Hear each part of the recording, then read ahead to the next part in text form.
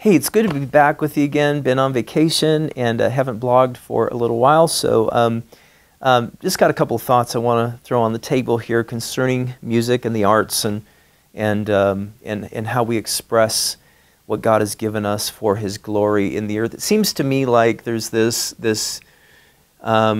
separation between the sacred and the secular that doesn't serve us well. It doesn't serve the gospel well. It kind of puts us off over here in a little cul-de-sac or ghetto, as you two would call it, and says, okay, you Christians, go do your art over here, and we'll maybe throw you a bone, look at you every now and then, but we know what it is over here. It's the Christian thing, right? And I think God wants us to be salt and light in the earth. He wants us to get into the nooks and the crannies of society and culture and to do what we do out in the marketplace and get out with it. And so don't cave, listen, Christian artists, musician, whatever, don't cave to the church will criticize you if you don't like stamp Christian Jesus over everything you do. And I'm saying, but throwing that stamp everywhere is not going to serve you well and serve the end game, which is to glorify God to the masses, glorify God in the earth. See, the church, what the church will do, or, well, what religious people will do, is they're going to say, you're a compromiser because you're not, pasting Jesus, big letters, over everything you do.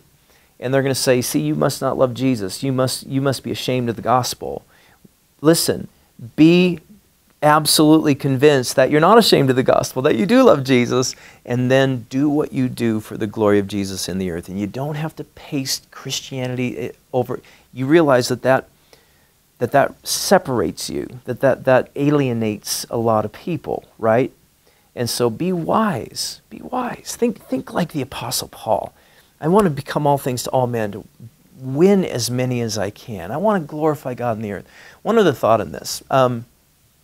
Concerning worship, all that to say this, worship music, in my thinking, is the highest form of music that there is. And so I don't want you, I know there's going to be some religious person go, oh, Pastor Greg, see, he's ashamed of the gospel. No, listen, I think the highest form of music on planet Earth is worship music. It's alienating by default because some people go, oh, that's that Christian stuff, and that's fine.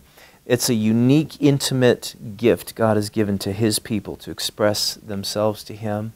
And I think we ought to be writing full-on, vertical worship songs, and it's Jesus, it's God exalting, it's intimate, it's directly to God, it's about God, and all the rest. But don't feel like, Christian musician, that's the only song that you need to write. You can write psalmy songs, you can write David kind of songs that are about life and about experience too. And though maybe they're not as, high praise like worship is, they're still valid and useful and all. So I'm just arguing for a bigger palette.